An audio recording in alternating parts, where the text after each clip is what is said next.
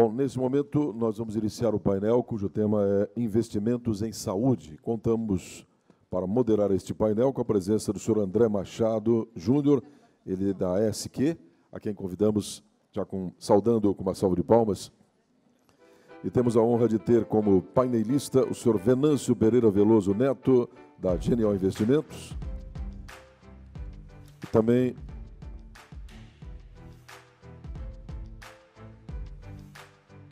assim a foto.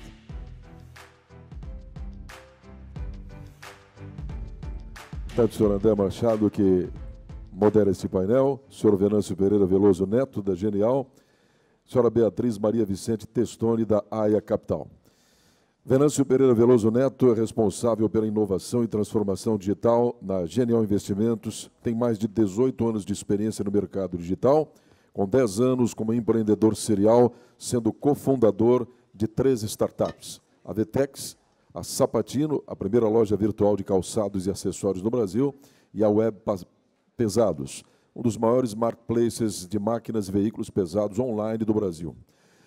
Atuação como investidor anjo e advisor de startups Early Stage, Pre-Seed e Seed, como a Mil, Chiefs Group, Easy B2B, a Car Big Date, Pago, Yoga e etc. Posteriormente, atuou como consultor de estratégia digital para grandes grupos como Tractebel, Allianz, Sonai e Attenworth. E, mais recentemente, foi executivo do time de expansão do Marketplace na Amazon Brasil. Foi um dos organizadores da primeira startup Weekend no Brasil, em 2011, cofundador da competição Hark Brasil e colunista para alguns canais como Globo.com, Isto é Dinheiro, Money Times e a Startup.com.br. Em 2020, foi reconhecido como Top Global Chief Digital pela ICMG. É formado em administração pela Babson College e mestre em inovação, estratégia e marketing pelo MIT, a Massachusetts Institute of Technology. A nossa painelista Beatriz Maria Vicente Testoni, AIA Capital, é Investment Manager na AIA Capital, uma gestora global de investimentos em saúde. Tem experiência com gestão de investimentos e ampla exposição e análise de empresas de base tecnológica, tanto públicas quanto privadas, além de ter participado como gestora e pesquisadora de ecossistemas de inovação e transferência de tecnologia. Com a palavra, o senhor André Machado, coordenador desse painel. Muito obrigado. Olá, gente, boa tarde. Obrigado aí ao Summit, né, por esse painel, um tema que a gente tem ouvido tanto, né, e falado tanto nos últimos anos, principalmente, né? Eu até diria que... Boa tarde, Venâncio e Beatriz. Parabéns pelos vastos currículos, inclusive, né? Mas eu diria que a gente teve uma ascensão grande, assim, que a gente percebeu nos últimos anos de investimento, de empresas sendo investidas, de startups sendo investidas com grandes valores, né? E teve um momento ali no início da pandemia que a gente até se perguntava o que tem, né, sobre tudo isso, né? Qual que é o projeto que está se vendo nesse momento e o quanto isso tem gerado, o que mais tem apoiado. E do lado de cá, né, eu, enquanto atuando hoje numa empresa de saúde, a gente se pergunta mesmo o tempo inteiro, qual que é o momento para eu buscar um investimento, né? O que faz a empresa que eu estou ser mais valorada, ser melhor capitalizada? Como que eu faço essa valuation, né, essa avaliação? Quais são os modelos de troca, né? Quanto que eu dou da minha empresa, até quanto vale a pena para ter alguma coisa? Então, acho que aqui, como a gente e como diversos outros profissionais que estão aqui atuando nas empresas, como outros empresários, como pessoas de startup, a gente se pergunta isso o tempo inteiro. Busca assessorias especializadas, né? Mas tem muito esse movimento aí acontecendo e dentro da nossa mente de forma frequente. A gente chegou a investir em tecnologia pesado, assim, vamos para esse ramo, porque a tecnologia está sendo bem visto. Então, a gente olhou para ter uma clínica de atenção primária no metaverso, por exemplo, para engajar mais as pessoas que gostam desse meio, né? E, ao mesmo tempo, para entender o quanto isso valora também a empresa. A gente buscou uma integração aí de serviços de saúde ocupacional com atenção primária, falando dentro da atuação da ASC, né, que é a empresa que eu participo, com muito apoio tecnológico para entender também o quanto isso tem valor para o mercado e para a atração de novos negócios, né? E aí eu queria ouvir de vocês, né, assim, dos dois inicialmente, esses investimentos aparentemente tiveram recuo. Olhando 2022, tem pesquisas que demonstram isso, inclusive, né? Teve um recuo aí de 2022 contra 2021. Como que vocês enxergam esse impacto, né, desse atual cenário, dessa redução aí dessa busca, e como que isso está dentro do setor da saúde? É isso mesmo? Está caindo? O que mais está se observando hoje? Vamos por você, Beatriz, primeiro, pode ser? Eu ia até deixar o Venâncio comentar do cenário macroeconômico, acho que ele entende mais, mas eu acho que o resultado de menos investimento no setor de saúde é um reflexo de menos investimento no setor de startups como um todo. Então, a gente está vendo um reflexo de um cenário macroeconômico que está sendo bastante desafiador para as empresas de estágio inicial de desenvolvimento, e não ia ser diferente no setor de saúde. Acho que, fazendo um paralelo com o que tu trouxeste sobre a história também, aqui a gente fica querendo falar, queria agradecer o Ademar, a SEMI, pelo convite. É um grande prazer para mim voltar para a minha cidade natal para poder discutir um tema tão presente no meu dia a dia. Mas, voltando a um ponto, acho que fazendo uma visão de pandemia, onde os volumes de investimento foram muito altos, a gente teve uma tensão, desde midiática até pessoal, com o setor de saúde, muito grande. Então, era um tema que estava sendo discutido no dia a dia de todo mundo, e isso, acho que teve 3 impactos muito grandes que são bastante correlacionados. O primeiro é que vários empreendedores de outros setores começaram a olhar o setor de saúde com um setor bastante ineficiente, com grande desperdício de custo, mas, mesmo assim, com um mercado muito grande em termos de números.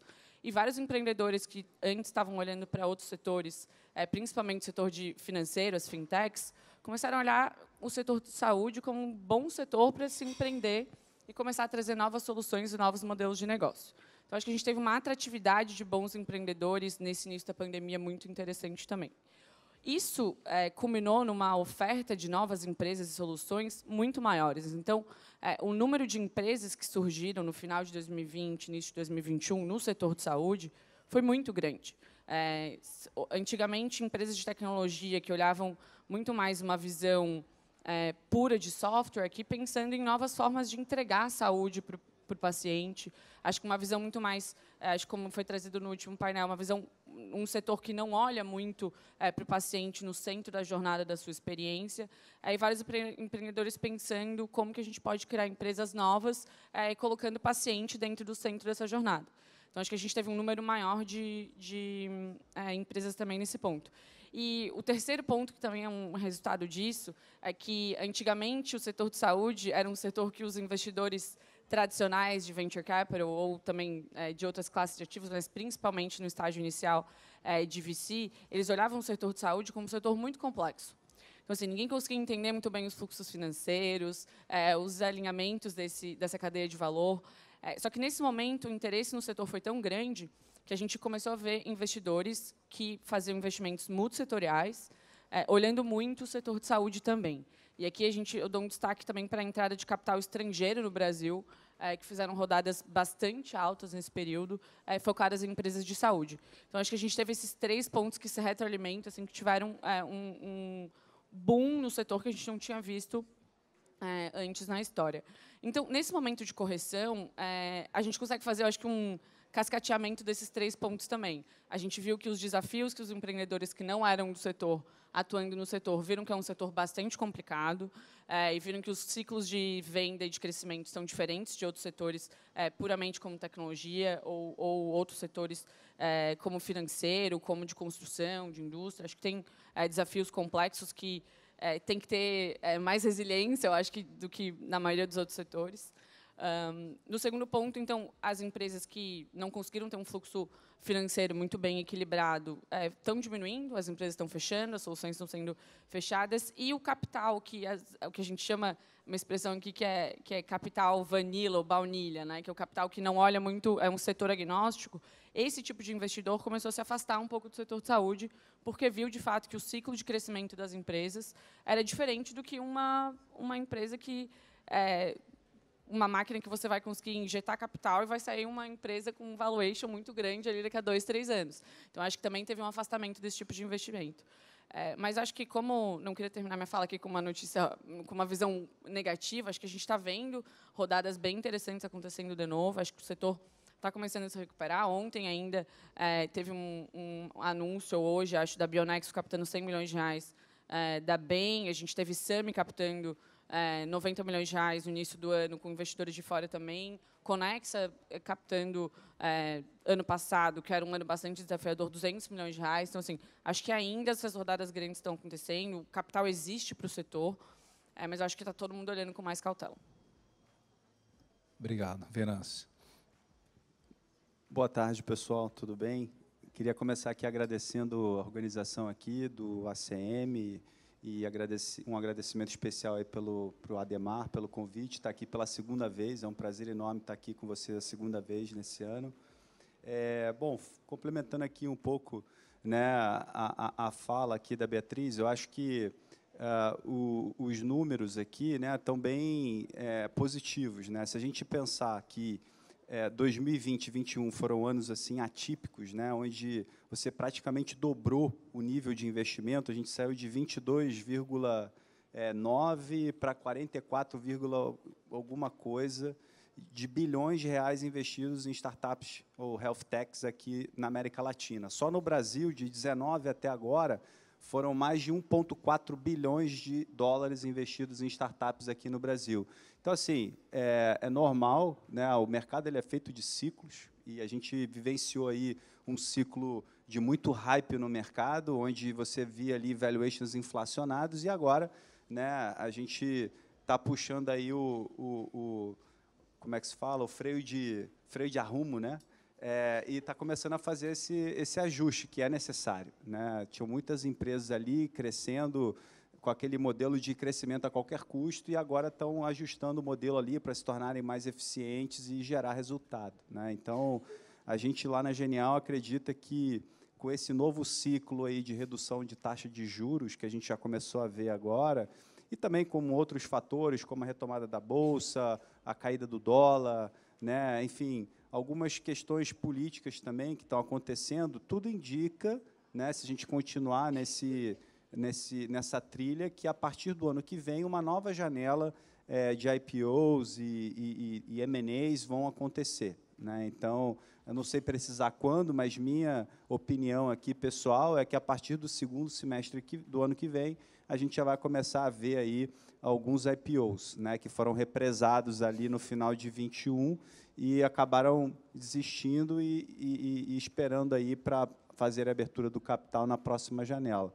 Então, eu acredito que, apesar, né, do momento ser de correção, e a gente vê aí, de fato, várias empresas, né, se ajustando para esse novo momento, pegando, às vezes, até um venture debt, que é um instrumento de dívida, né, que é muito popular lá nos Estados Unidos, no Vale do Silício, e não tão popular aqui no Brasil. Começou há pouco tempo a surgir os primeiros gestoras aí de venture debt, estão começando a recorrer a alternativas para conseguir aumentar a pista ali, o seu runway, né, de capital, e se manter vivo nesse momento de escassez aí de capital de risco no mercado. Então, eu acho que, como dizem, né, o inverno acabou, a primavera chegou, então vamos esperar aí e ver se o verão chega logo daqui a pouco. Muito bom. Acho que vocês trouxeram um reflexo dessa redução. Você trouxe alguns fatores, né, de acreditação, eu diria, nas empresas mesmo que se arriscaram mais na saúde sem uma experiência, porque, de fato, é complexo, a gente sabe que é muito complexo. E quando a gente fala de vida, de como integra, de como coloca a pessoa no centro do cuidado, a gente está trabalhando uma mudança de modelo, que a gente não está, no dia a dia, habituado a ver isso tão disseminado dentro do Brasil, né? Você falou da taxa de juros, aí também que tende a apoiar. E aí, Venâncio, quando você traz essa lógica de estamos, e até a Beatriz, né, quando fala, eu quero fechar aqui a minha fala com algo positivo, estamos percebendo uma possível mudança, um retorno, né, para ter grandes e bons investimentos, talvez, aí no próximo semestre, no segundo semestre do ano que vem. O que você traria, e depois você pode complementar, por favor, Beatriz, como ponto positivo nas assessorias que você presta, né, nas buscas e no trabalho que você exerce, para uma startup, para uma empresa, né, o que o investidor costuma olhar dentro desse segmento, né, de saúde, no que ele costuma acreditar? Quais são os pontos bons aí que a gente precisa estar mais ligado, né, e praticando, deixando a empresa indo por esse caminho? Boa. Acho que isso é uma pergunta meio genérica que se aplica não só ao setor de saúde, mas a qualquer setor, né? Então, assim, via de regra, o que o investidor ele analisa? Primeiro, time, né? Principalmente se a empresa for uma empresa muito early stage, o time é fundamental. Então, eles normalmente buscam pessoas qualificadas, que já tiveram experiência, de preferência que já quebraram a cara, né? Para ter pé no chão e não ser um marinheiro ali de primeira viagem, né? E também de preferência que sejam complementares, que tenham skill sets ali complementares um do outro. Normalmente um é mais comercial, o outro é mais técnico, né? Esses são os perfis assim que normalmente os investidores gostam de ver. Um outro ponto que eu acho que é o tamanho do mercado, né? Existe um número mágico aí de 20 bilhões de dólares, não sei se a Beatriz vai concordar, que é um tamanho que o Vale do Silício e meus investidores aqui do Brasil estão começando a adotar. Se for um mercado menor do que 20 bilhões de dólares, é um mercado muito pequeno e algumas empresas podem não achar atrativo o suficiente para seguir uma trilha ali de captar dinheiro de investimento de venture capital, né, de fundos de capital de risco. Então, o tamanho do mercado também é um fator super importante, né? Um outro ponto é produto, né? O produto ele tem que ser um produto de preferência já tracionando, já gerando receita ali, mesmo que seja para um pequeno público ali de clientes, é importante, a empresa já está, né, tracionando e gerando receita, por mais mínima que seja. Um outro fator que eles também analisam muito é a questão do diferencial competitivo. Tem muita empresa que não se preocupa em ter um diferencial competitivo. O que você faz? Eu faço isso aqui igual a fulano de tal. Não, mas o que você faz diferente, né? Então, é importante entender também qual que é o diferencial competitivo daquela empresa e por fim, eu diria que tem que ter uma estratégia de saída muito clara, né? O investidor ele não faz investimento porque ele gosta para ele ficar casado ali com o empreendedor durante toda a sua vida, né? Ele faz o investimento para retirar ele, dobrar ou quintuplicar o valor, né, desse capital em 5, 7 anos. Então, ele quer ver o retorno. No final do dia, ele tem que também prestar conta para os investidores do fundo dele e ele quer ver um retorno em cima daquele capital empreendido. Então, é fundamental os empreendedores também analisarem e traçarem ali uma estratégia de saída com alguns players no mercado que poderiam fazer a aquisição da empresa. Eu achei ótima a fala do Venâncio, não vou tentar ser repetitivo, vou tentar dar um recorte aqui para o setor de saúde, já que é muito do nosso dia a dia, eu acho que vai ficar uma visão bastante complementar também, como a gente gosta de ver o time de fundadores. Mas dentro do setor, lá na IAA, a gente tem tudo parte, investimento também parte muito da tese de investimento do fundo. O fundo pode ter N teses de investimento, e é importante também para os fundos terem isso bem delimitado. Na IAA, a gente tem uma tese de investimento que ela é focada em 2 grandes pilares. O primeiro é que a gente tem que ampliar o acesso dentro do setor de saúde, fazendo com que a entrega desse serviço de saúde custe menos para a cadeia de valor como um todo. Então, a gente quer entregar, basicamente, melhores desfechos clínicos com menos custos sistemáticos. E que, quando a gente fala sistemáticos, de fato, é analisando como que uma nova tecnologia, um novo software, consegue impactar durante toda a cadeia, desde o pagador até o beneficiário, o paciente. Então, a gente tem isso muito traçado dentro do fundo. Nessa linha, o que eu acho que, para a gente, está fazendo um diferencial bastante grande, eu venho refletindo bastante sobre esse ponto, é que, diferentemente de outros setores, nos quais a receita é o principal fator de sucesso no início, apesar de que a gente também só investe em companhias que já tenham um certo nível de receita, o setor de saúde não é um setor que você vai colocar um produto meio quase acabado ali e vai tentar vender e vai crescendo e vai conduzindo isso. O setor de saúde não permite erros igual outros setores permitem. Nessa reflexão, o que a gente vem cada vez mais priorizando dentro do fundo e no processo de análise é entender empresas que, no estágio inicial de desenvolvimento, conseguem ter bons cases para montar e para contar. Então, assim, quando a gente está falando de uma empresa inicial, a gente vê que, se ela tiver 3 clientes, que ela tenha o retorno sobre o investimento que o cliente está fazendo na tecnologia dela comprovado, que ela tenha critérios quantitativos para além de qualitativos de como que aquela tecnologia, aquele software, aquele novo device ajuda na cadeia como um todo e consegue fazer isso metrificado, para a gente é um sinal muito mais positivo do que ter uma receita muito grande nos anos iniciais. Porque a gente entende que, como é um setor que precisa de uma comprovação, para além de uma comprovação clínica, um setor extremamente regulado, a gente tem que ter uma visão ainda mais forte sobre regulação nesse setor, a gente entende que, para além da comprovação clínica, a comprovação do valor daquela tecnologia, o que a gente fala de não é só legal ter, é por que se precisa ter aquilo ali, e ter isso quantificado é algo que, para a gente, tem um diferencial muito grande. Então, acho que, juntando essas visões de melhorar o desfecho clínico, diminuindo o custo do sistema como um todo, e trazendo uma visão, para além de qualitativa, quantitativa da prestação de valor para o setor, para aquele cliente, é algo que a gente vem priorizando bastante. Assim. Muito legal. Eu queria trazer para o lado do empresário, da startup um pouquinho. Tá? Você respondeu já algumas coisas aí nas falas de vocês, já foram surgindo sobre isso, mas, para mim, ainda, por vezes, aparece nas discussões que a gente faz, então a gente participa, a gente estava conversando, né, Venâncio, que Floripa é um polo de inovação extremamente importante hoje, né, no país. A gente tem grandes empresas que nascem, né, nesse polo e, por vezes, a gente discute entre a gente qual que é o melhor momento para a empresa, sabe? Você comentou algumas coisinhas aí na sua fala, mas, olhando enquanto empresário, enquanto dono de um lançamento aí de uma startup, qual que é o melhor momento para eu buscar um investidor? Né? É uma pergunta que eu sei que é também genérica e complexa, mas muita gente se pergunta, e a gente troca muito sobre isso. Quando eu vou? Por que eu vou? Faz a diferença mesmo isso hoje dentro da companhia, trazer isso para dentro, né? Vai me gerar mais valor? Então, olhando para o lado do empresário, pela experiência também de vocês, o que vocês trariam para a gente sobre isso? Assim, qual que é o melhor momento para o empresário se arriscar e buscar aí rodadas de captação? Eu acho que um ponto super importante que o Venâncio trouxe é em relação ao tamanho de mercado. A gente entende que não são todas as empresas que cabem dentro de uma jornada de investimento de capital de risco.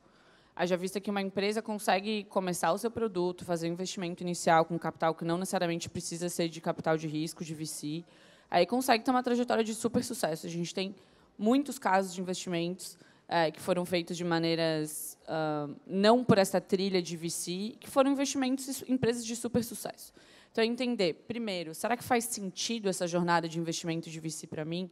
Justamente porque, a partir de um certo momento, você vai ter um sócio, que você vai ficar casado durante, no mínimo, 5 a 10 anos, que vai estar cobrando vários resultados, que vai estar interagindo na tua gestão do dia a dia, não de uma maneira direta, mas indireta, que vai estar, o que a gente chama de no pescoço, assim, ali do teu dia a dia. Então, entender, faz sentido isso para mim, para o meu tamanho de empresa, para onde que eu quero chegar?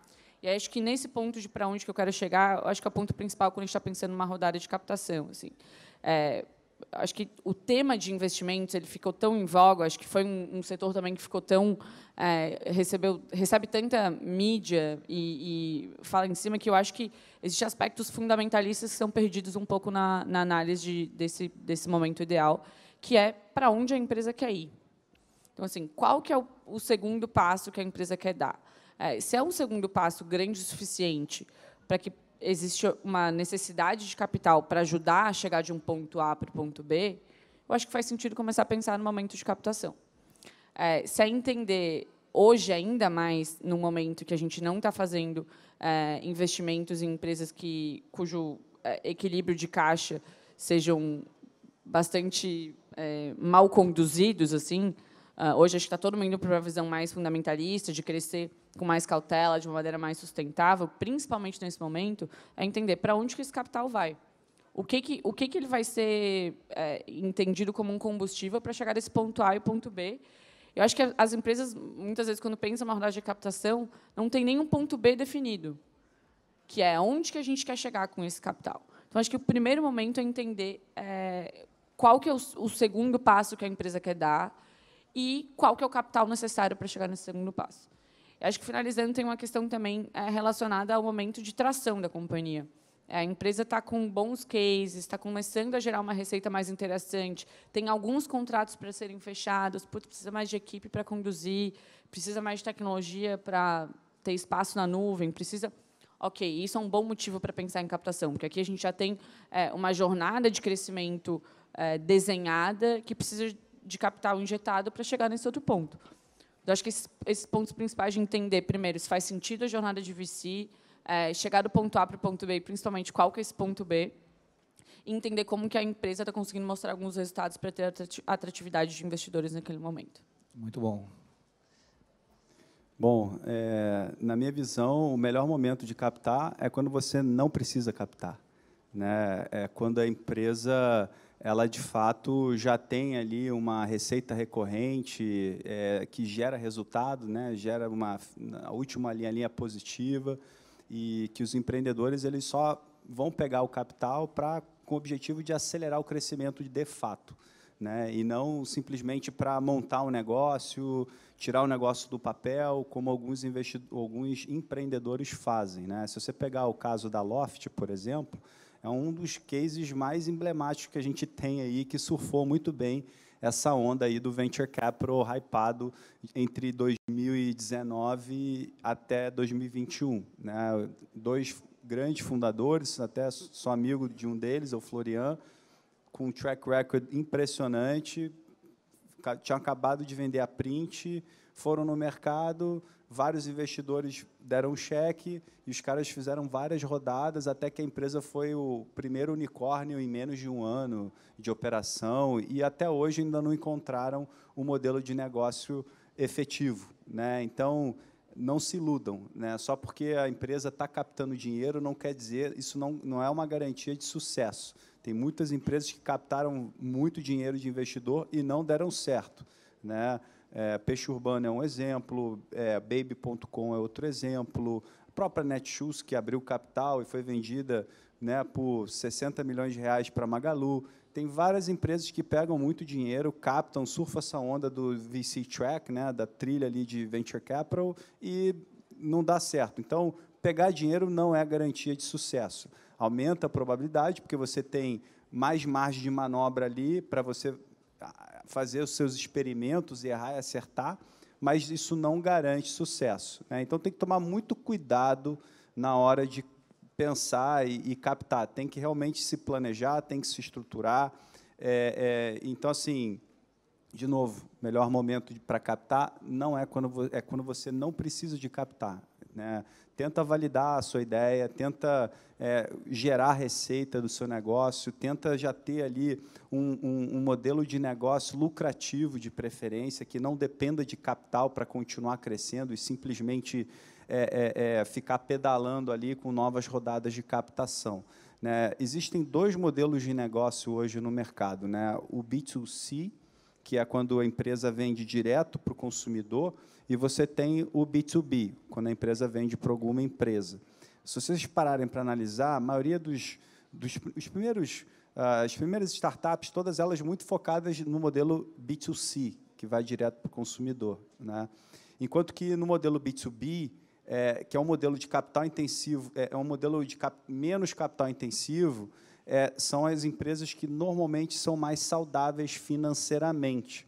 Até falando um pouquinho sobre cenário macro aqui, né, que a gente estava conversando aqui, da primeira pergunta, todo mundo fala que o mercado de tech está atravessando uma crise enorme. E, na verdade, na nossa visão lá na Genial, a crise ela é muito mais específica de um nicho de startups B2C que captaram muito dinheiro e não souberam alocar esse capital de forma eficiente. A Loft é um exemplo, né? Quinto Andar, entre outras grandes empresas, unicórnios, aí, símbolos, né, de sucesso, que tiveram que puxar o freio de mão, fizeram, né, algumas rodadas de demissão ali para reduzir o custo operacional e começar a botar a empresa de volta nos trilhos. Então, se eu puder dar alguma mensagem aqui, é estudar muito bem antes de fazer uma rodada, não se precipitar, não ficar na ansiedade de ficar captando para mostrar que o negócio está crescendo, porque captação é só mais problema no bom sentido, né? Você vai ter mais gente para prestar conta, e quem tem sócio tem chefe. Então, tomem cuidado.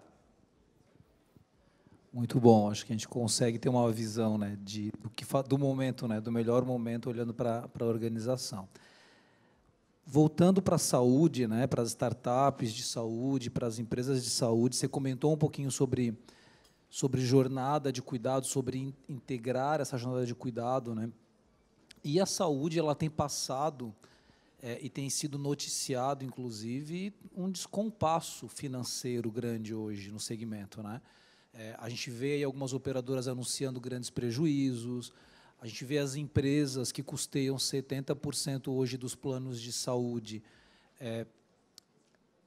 engasgadas aí com reajustes superiores a 35%, 40%, porque o mercado ele tem essa possibilidade na sua regulação, né, de ter uma livre negociação para reajustar.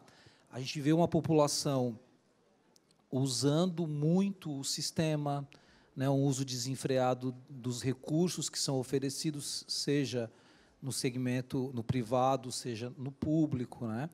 E quando a gente vai pegar toda essa utilização desenfreada, todo esse custo, e vai olhar para a saúde, para trazer um pouquinho o que isso está trazendo de colocar a pessoa no centro, que você trouxe, de ter uma coordenação do cuidado mais efetiva, o que está trazendo de fato de promoção e de prevenção, né? A gente se questiona muito sobre isso hoje em dia, né? Esse dinheiro está indo, de fato, para onde? E aí o setor que tem demonstrado um desequilíbrio, e aí o B2B sofrendo muito, porque o custo com saúde nas empresas é o segundo maior custo, hoje perde para a folha, né? Então tem o absenteísmo, tem a saúde ocupacional, que é uma obrigação, mas eu faço o quê com essa informação toda para cuidar de forma integral das pessoas, sistemas que não se conversam, que não se conectam, né? Cada fornecedor com um sistema diferente, cada clínica com um prontuário diferente. E aí a dúvida e eu sou da área da saúde, né? Então a dúvida que surge é, esse segmento ainda pode ser um oceano azul olhando para o investidor, assim, né? Para essa busca de captação mesmo de um recurso. O que faz ele ser? Você comentou um pouquinho algumas falas suas, mas o que faz ele de fato ser um oceano azul hoje dentro do Brasil, né? Eu acho que justamente a gente pode olhar um mercado extremamente ineficiente e cheio de desalinhamento de interesses como um grande problema, como hoje em dia é. De fato, a gente vê uma saúde suplementar bastante pressionada. Por outro lado, existe também uma oportunidade muito grande, porque, querendo ou não, em algum momento desse elo, a conta vai chegar. Eu acho que a gente fazer essa análise pelo fluxo financeiro do setor é algo que é bastante interessante, pensando no poder de transformação que, principalmente, as companhias, as empresas que pagam os planos de saúde hoje têm dentro desse setor, e que, muitas vezes, a gente vê, talvez, gerentes de benefício, de RH, longe dessa discussão. Por exemplo, acho que poucas pessoas hoje de RH frequentam eventos de saúde e, ao contrário.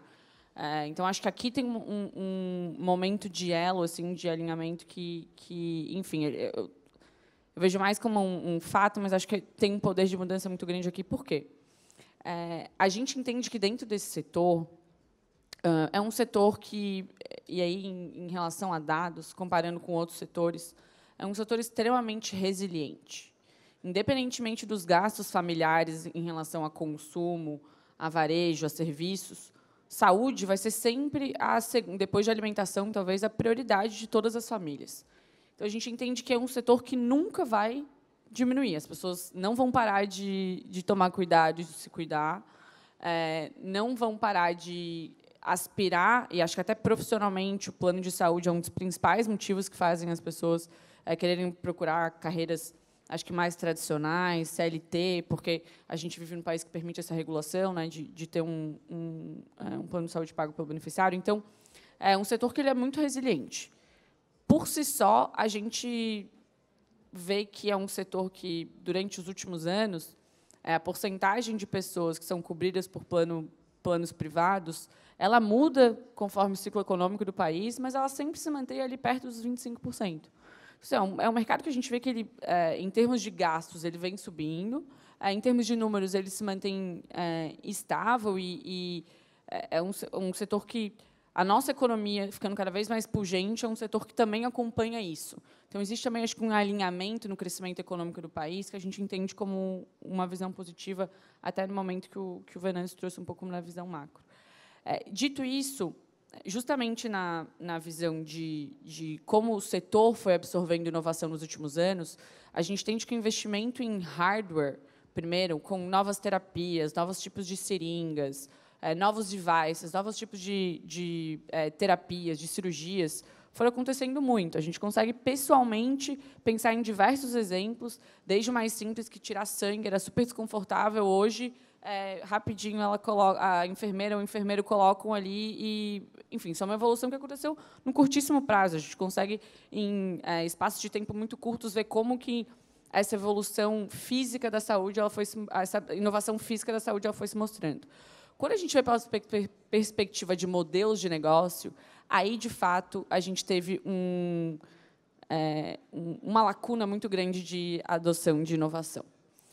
Eu acho que existem diversos motivos para isso, acho que, principalmente, um alinhamento de interesse, onde todo mundo está tentando roubar um monte de todo mundo, a operadora tentando roubar do hospital, o hospital tentando roubar da operadora, a empresa querendo segurar no reajuste, então fica um pouco a batata quente de quem que vai pagar esse custo adicional. Dito isso, acho que a gente chegou num momento bastante sensível, e bastante sensível a gente coloca, acho que, muito a parte do paciente aqui, que é um cenário no qual o reembolso, por exemplo, aumentou muito nos últimos 5 anos, o número de fraude dentro do sistema de saúde aumentou muito nos últimos 5 anos, que essa responsabilização está sendo colocada até hoje frente ao paciente, com a mensagem que a gente tem que trazer mais responsabilização para cada um desses entes. Acho que essa é uma mensagem que o mercado todo está começando a trazer um pouco mais de visão. Então, a gente vê casos, por exemplo, o Itaú fez uma demissão em massa de beneficiários que estavam usando o plano de saúde de uma maneira incorreta, fazendo reembolsos super inflacionados e cometendo fraude, de fato. Assim, essa cultura do reembolso é algo que... Eu sou de Floripa, sou de Santa Catarina, a gente não é tão acostumada que os planos, através de Unimed, cooperativas, eles são menos passíveis a esse tipo de fraude. Mesmo assim, aqui, pelo que eu entendi, também vem um crescimento disso. Mas planos que são mais focados no Rio de Janeiro, São Paulo, em outras operadoras maiores, esse foi um fato que todas as operadoras começaram a entender fraude, um número alto de reembolso e sinistralidade estourando muito nos últimos anos. Um paciente também que não sabe usar esse sistema. E por que ele não sabe usar bem esse sistema? Porque esse sistema não é coordenado. Porque, quando a gente entende a atenção primária hoje no Brasil, ela está no consultório do especialista e no pronto-socorro. Então, assim, se você está com um problema mínimo, você vai no mesmo lugar que alguém está infartando. Se alguém está com cistite, você vai no mesmo lugar que alguém que está tendo um infarto do miocárdio com uma taxa de sobrevivência de 10%. Então, assim, isso é um sistema que não tem mais esse lugar. A gente precisa criar, dentro da entrada no sistema, visões mais que a gente chama de um cuidador da porta, um gatekeeper, que é como que o sistema ajuda o paciente a navegar dentro do sistema. Assim, para a gente entender estratificação de risco dentro do ponto-socorro, é algo que parece simples, mas hoje a gente não vê com tanta abertura também. Então, esses novos modelos de negócio que trazem a atenção primária de uma maneira mais especializada, eu acho que é uma vertical que a gente enxerga com muito potencial aqui no Brasil. E aí, precisamente, quem são os compradores dessa atenção primária? Para quem que isso influencia? Fazer o paciente, o beneficiário, navegar de uma maneira mais sustentável dentro do setor? A gente consegue ver pelos bolsos. Então, assim, hoje a gente vê um modelo de negócio B2B, para além de venda para operadoras, para hospitais, para sistema de saúde, uma grande parte do B2B são as próprias empresas. Estão investindo em benefícios corporativos que ajudam o próprio beneficiário, o próprio funcionário, a navegar o sistema de uma maneira mais correta. Então, quando a gente está falando, por exemplo, em saúde da mulher, programas pré-natais, doenças crônicas, existem diversas companhias que hoje estão atacando, de fato, as empresas como os grandes compradores de soluções que vão ajudar os beneficiários e os pacientes a navegarem o sistema de uma maneira mais eficiente. Então, a gente está vendo, assim, em alguma hora, essas gestões, acho que primárias, precisam ser feitas para, daí, ter um cascateamento de uma navegação desse paciente de uma maneira mais coordenada, dentro do sistema, dentro do hospital, dentro da operadora, que daí envolve interoperabilidade, envolve uma infraestrutura tecnológica, que daí é outro lado do setor que a gente também olha com bastante atenção, que é entender como que o setor hoje está preparado tecnologicamente para receber essas novas soluções de AI, de Data Analytics. Existe essa maturidade? Como que está isso? Assim? Então, acho que esses dois pontos, assim, trazer a atenção primária de uma maneira mais especializada, para segurar a navegação do sistema de uma maneira mais sustentável, e a infraestrutura tecnológica do setor. São dois lados que a gente vem olhando com bastante... Acho que os dois pontos principais de por que a gente acredita que é um oceano azul. Exato. Muito bom, Venâncio.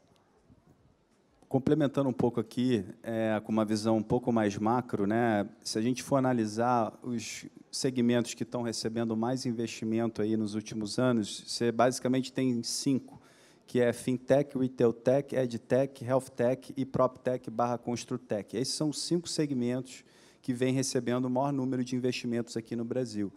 Não à toa, esses são mercados enormes e muito carentes de tecnologia. São ávidos ali por tecnologia, onde a tecnologia tem a capacidade de nivelar um pouco mais a qualidade do serviço. Um exemplo aqui, no quesito saúde, hoje a gente tem poucos médicos para o Brasil. E os poucos médicos que nós temos, eles estão localizados aonde? A grande maioria nas grandes cidades. Então, basicamente, o pessoal do interior fica desassistido, não mais, por conta da tecnologia. Então, agora, com a tecnologia, a telemedicina, você já consegue resolver esse gap, você já consegue resolver essa dor, permitindo um cara do interior a ter uma consulta médica com um médico de qualidade de uma grande cidade, sem ter que sair de casa. Então, é a tecnologia realmente transformando as indústrias ou transformando mercados, e ajudando a equilibrar um pouco mais os pontos. Eu acho que a gente tem uma grande dor no mercado, e quando a gente fala, os dois falaram muito sobre isso durante a nossa jornada aqui, mas quando a gente necessita muito de uma integração de dados para colocar o paciente no centro do cuidado, eu acho que esse é o grande oceano azul mesmo. Quando quem conseguir movimentar isso para esse caminho tem um tesouro aí na mão, agregando, é claro, o modelo de atenção primária que você trouxe, integração com tudo que nos rodeia no nosso cuidado, saúde mental. Então, hoje, os prontuários são diferentes, por exemplo, não precisa. A gente tem que integrar isso de um jeito para a pessoa ter um cuidado mais efetivo mesmo. A gente tem um tempo para a pergunta da plateia. Não sei como é que vocês estão, se tem alguma pergunta aí. Rodrigo, aqui, por favor.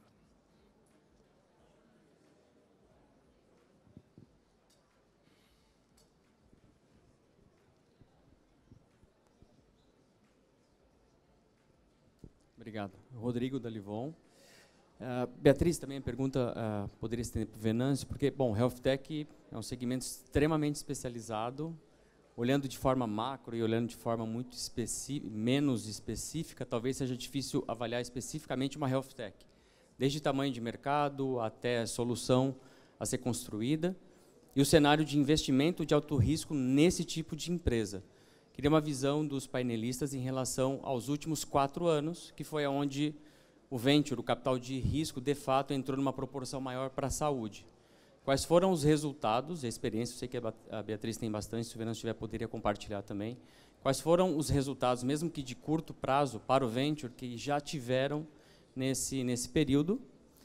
E se essas tendências de investimento está mais por pelo frio que os ventures estão passando agora, em fazendo análises mais detalhadas, ou se de fato foi por ajustes de avaliação nas teses que vocês fizeram de investimento? Vou começar aqui dando uma visão mais macro, né? O que a gente vê é que de 2018 mais ou menos para cá, o número de fundação de novas startups em health começou a ter um crescimento um pouco mais acentuado, dobrando de tamanho de 20 para 21, muito catapultado aí pela pandemia, né? E o que a gente vê é que agora, 22, 23, esse número de fundação começou a diminuir, mas não por falta de capital, e sim por consolidação do mercado. Porque, como a gente teve muitas fundações de startups early stage ali na safra de 18, 17, né, essas empresas que já estão agora ficando mais velhas, já estão com quase 5 anos aí de vida, ou um pouco mais, elas estão começando a se consolidar no mercado, né? Eu acho que a Beatriz mencionou aqui a Conexa. A Conexa acabou de fazer uma fusão aí com o Zenk Club, para cuidar justamente da saúde mental, que é um tópico que veio aqui, né? Então, a gente vai começar a ver cada vez mais consolidação desse nicho especificamente, na minha visão, né? Por mais que a gente passe por uma nova onda, talvez as empresas mais maduras vão pegar mais capital para entrar numa estratégia de crescimento inorgânico, ou seja, fazendo aquisições de empresas menores para ampliar um pouco o portfólio, ou para entrar no novo mercado, ou para se apropriar de alguma nova tecnologia. Tá? Concordando com o que o Venâncio trouxe, a consolidação é um movimento que a gente acredita que vai acontecer cada vez mais também.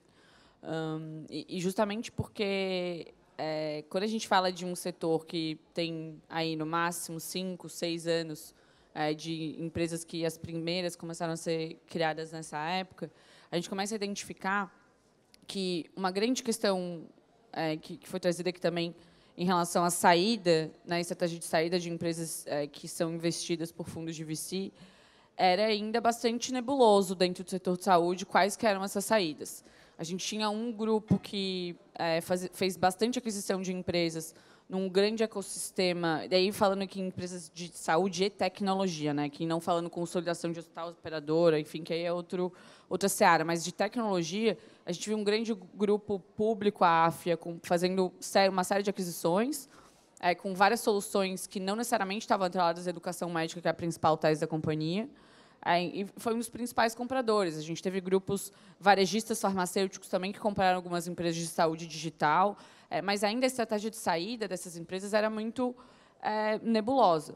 A gente começa a ver um exemplo, saúde mental, a Zen Club se fundando com a Conexa, a Vitalk, que foi vendida para a Gympass, uma empresa até do nosso portfólio, que a gente viu uma consolidação ali do lado do wellness, que está pegando um pouco de saúde, que foram teses brasileiras, né, a Gympass, uma grande tese brasileira que está já no mundo inteiro. Então, acho que isso é um ponto que já começa a ficar um pouco mais claro na cabeça dos investidores. Quais são os potenciais estratégias de saída? Assim. E até abrindo para vocês, a Vitalk, quando a gente fez um investment memo da companhia, a Gympass era uma das principais saídas que a gente apostava. Assim. Então, foi algo que se consolidou. Então, acho que a demonstração dessas teses, a realização dessas teses começa a trazer mais conforto para os investidores. Sendo bastante transparente, eu acho que existiram 2 grandes grupos de empresas que captaram bastante dinheiro. Não bastante dinheiro, mas fizeram captações no boom e do resultado que isso deu hoje para o setor de VC.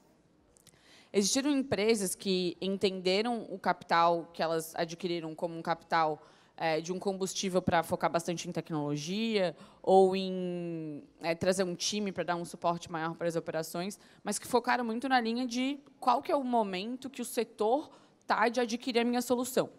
Então, assim, para além da gente pensar em grandes planos de negócio com receitas muito alavancadas e uma estrutura muito inchada de companhia, existiu um grupo que olhou um cenário macro de VC e falou: o setor de saúde é diferente, deixa eu me preparar, deixa eu entender o setor, navegar bastante com o setor, interagir com os incumbentes, interagir com as operadoras, com os hospitais, com os prestadores de serviço, para como que eu navego isso aqui de uma maneira mais eficiente. E houveram as empresas de saúde que captaram bastante investimento, que se comportaram muito parecido com as empresas que não são do setor. E aí eu acho que essas enfrentaram um cenário mais difícil, assim, porque e isso também eu acho que fazendo uma meia-culpa aqui do lado dos investidores, que existia uma exigência de crescimento e entrega de receita de empresas do setor de saúde, que quando a gente vê agora um espaço-tempo para trás, depois de 2 anos, 1 ano e meio, até 5 anos dessas captações, a gente entende que o ciclo de vendas é mais longo. A jornada de crescimento é diferente. Então, assim, se os investidores de VC não estiverem preparados para lidar com esse tipo de companhia, vai gerar uma frustração dos investidores, dos empreendedores e, como o Vanessa trouxe, uma dor de cabeça para o sócio que tu está ali tendo que interagir no dia a dia. Assim. Então, eu acho que o resultado que a gente viu foi esses 2 grandes grupos. Empresas conseguiram utilizar o capital de uma maneira eficiente para navegar bem dentro do setor, e aí trazendo pessoas especializadas no setor, com galera mais com cabeça de inovação. Mas o outro grupo, eu acho que sofreu bastante. Assim, e, infelizmente, eu acho que a gente ainda vai ver um momento que ele não é televisionado, né? Ele não é colocado na mídia, mas acho que o fechamento de várias companhias assim que tiveram um cenário parecido com esse segundo que eu comentei. E é longo mesmo, viu? O ciclo de venda é longo mesmo. Gente, mais alguma pergunta para os nossos palestrantes aqui? Aqui, por favor, para o Fabrício.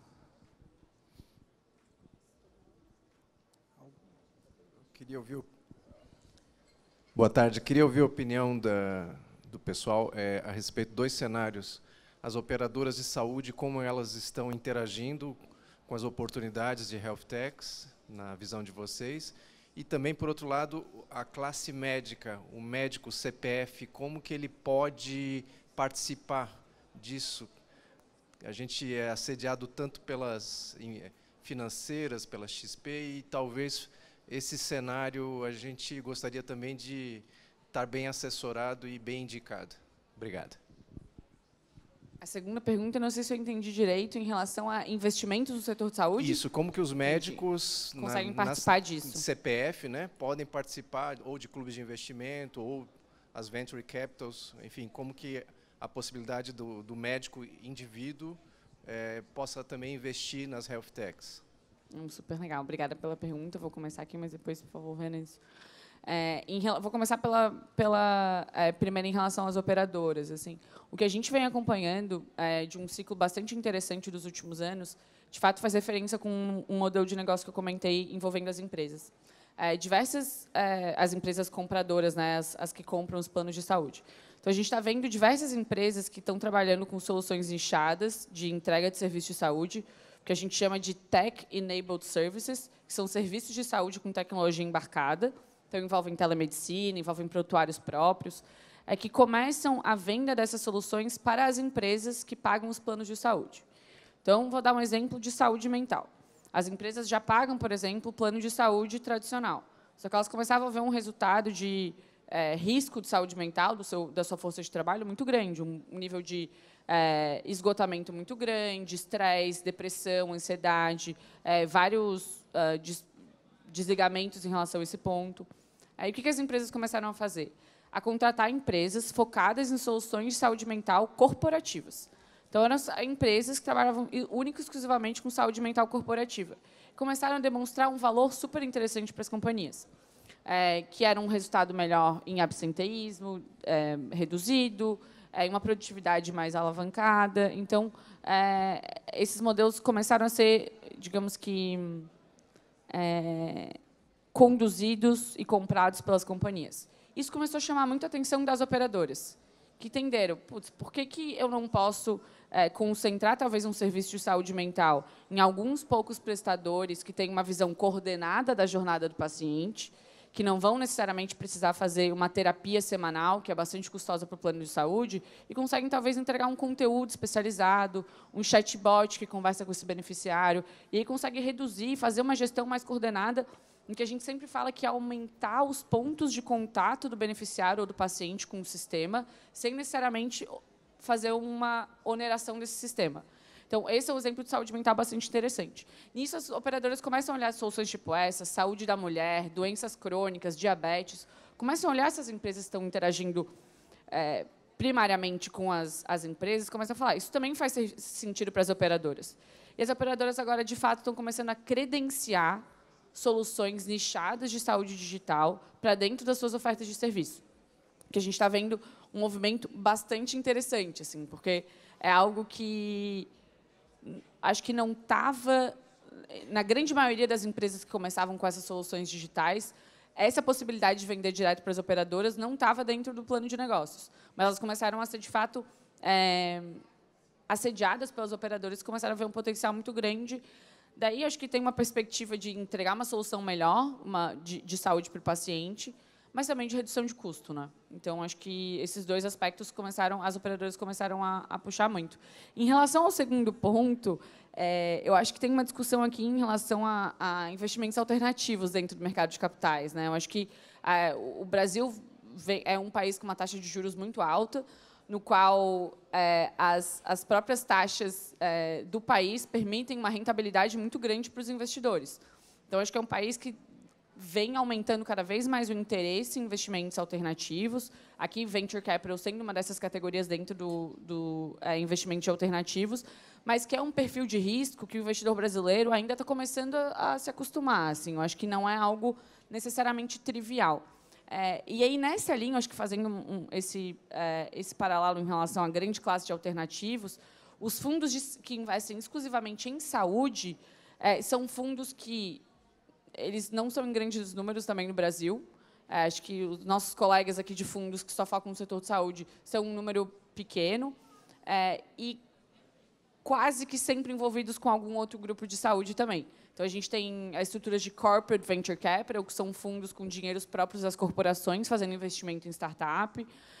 Então, acho que, em relação a fundo, a gente acho que vai começar a ter uma oferta maior desse tipo de produto dentro de casas tipo a Genial, tipo a XP, tipo a BTG. Eu acho que é um caminho que vai trazer mais, acho que, variabilidade de opção, né, para os investidores. Acho que é um caminho que o Brasil, como um todo, na tese de investimento, está galgando. Mas vai ser um momento que vai ser um reflexo um pouco do ecossistema. Dito tudo isso, eu acho que a maior forma de se aproximar desse ecossistema, eu diria que são as redes de investimento anjo. De fato, eu acho que aqui em Santa Catarina tem várias, tem locais, tem nacionais. Eu acho que é um momento que essa interação com as startups é bastante próxima. Eu acho que possibilita para os médicos também interagirem de uma maneira mais palpável com esse tipo de investimento, não necessariamente através de um fundo. Então, acho que a estratégia de investimento anjo para essa proximidade com o cenário de health tech, eu diria que seria uma das melhores opções, assim. Vamos lá. Duas coisas aqui para você. A primeira, sobre a sua primeira pergunta, tem duas iniciativas que eu destacaria aqui que eu vejo que as operadoras ou a indústria como um todo da saúde está começando a analisar. Uma que é Venture Corporate Capital, desculpa, CVC, né, Corporate Venture Capital, e o CVB, que é o Corporate Venture Building. Tá? Qual a diferença das duas? Corporate Venture Capital é quando a empresa pega um fundo, abre um fundo para investir em empresas de fora, né, investe externamente em empresas de fora. Já o Corporate Venture Building é quando você incuba empresas dentro da sua empresa-mãe para poder oferecer serviços externos. Então, você começa a ver essas duas iniciativas começando. Só para você ter um dado, há 5 anos atrás, você não tinha nenhum fundo de Corporate Venture Capital no Brasil. Hoje, são mais de 40. E esse número está crescendo a cada ano que passa. Mesma coisa com Corporate Venture Building, né? Você não tinha nenhuma empresa, praticamente, praticando essa iniciativa. Hoje, você já tem algumas, né? O GPA, a Natura, tem uma série de outras empresas aí que já tem a sua própria incubadora lá para fazer o Corporate Venture Building. Então, tem essas duas iniciativas que eu chamaria a atenção aqui, que estão começando a emergir aí no mundo corporativo dentro do setor de saúde, para fomentar a inovação. Com relação ao investimento, eu não sei se vocês acompanharam, mas saiu uma nova regulação, a 175, recentemente, permitindo que qualquer fundo possa captar dinheiro, né, do varejo. até então, alguns fundos tinham restrições de captar apenas de investidores qualificados ou profissionais. O que isso significa? O profissional ele tem que ter um PL de 1 milhão. 10 milhões. E o qualificado tem que ter, no mínimo, 1 milhão. Então, isso, obviamente, restringia muito, né, o perfil do investidor que podia lá fazer um investimento em alguma tese de algum fundo de venture capital. Agora, com a nova regulação, isso, né, vai abrir um mar de oportunidades. E eu acho que a própria, vou falar isso aqui, mas a própria headline, né, da XP já demonstrou que isso é possível, já quebrou esse paradigma. Então, a headline, para quem não sabe, é o fundo de venture capital da XP com o Romero Rodrigues, captou 1,2 bi de real, sendo que, se você analisar, são mais de 12 mil cotistas. Ou seja, o ticket médio é quase que 88 mil reais, né, para um fundo desse porte. Por quê? Porque foram vários investidores pingando um ticket muito menor. E hoje a grande dor dos gestores é justamente o quê? A captação. Então, essa nova regulamentação, a 175, ela vai permitir você captar dinheiro muito mais fácil, dando mais gás ali na economia, né? Quanto mais dinheiro, quanto mais investimento, mais emprego, e é assim que a roda vai girando. Gente, pelo nosso tempo, acho que finalizamos. Ademar, muito obrigado, tá, por este painel aí e pelos outros que já a gente ouviu até aqui, que terão, né, até amanhã ainda.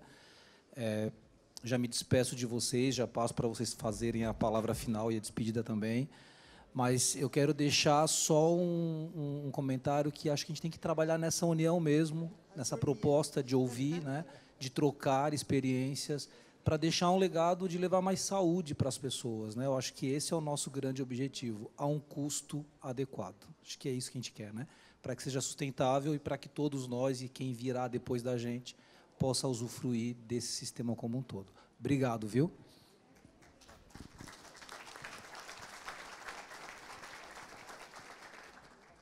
Bom, só queria agradecer mais uma vez o convite da ACM, segundo ano aqui. Sou grande fã aqui da ilha, tenho sempre bons amigos e boas recordações quando eu venho até aqui. E uma mensagem que eu gostaria de deixar é que a ilha, mesmo sendo pequena, né, em termos de população, vocês estão se transformando num grande polo tecnológico, né? E eu acho que isso é a união de três coisas, né? Você tem a união da academia, você tem a união do governo e você tem também a união ali do dinheiro público-privado, né? Muito mais privado. Então, essa união, essa trinca, esses três pilares juntos aqui, formam esse polo enorme de tecnologia que vem cada vez mais se destacando. Hoje é o segundo maior no Brasil, né? E a tendência é que ele continue crescendo, né? Até porque a qualidade de vida aqui é muito melhor do que em São Paulo, vamos combinar, né?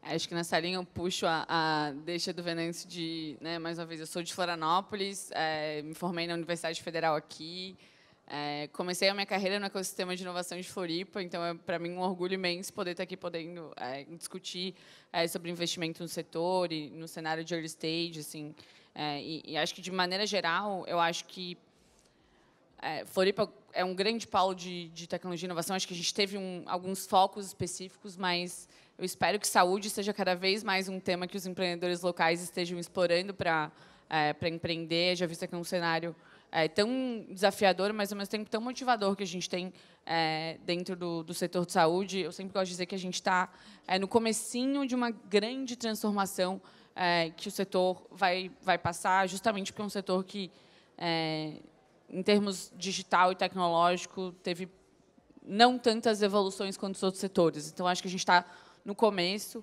e espero poder estar junto do ecossistema discutindo saúde nos próximos anos, cada vez mais. Enfim, se quiserem também conversar, pessoal, eu acho que LinkedIn, todas essas formas de comunicação, estou à disposição, sempre indo conversar com os empreendedores, com os atores do ecossistema. E, mais uma vez, obrigada, Ademar, obrigada pelo convite, a ACM também, parabéns pelo evento. Agradecemos também ao André, à Beatriz e ao Venâncio.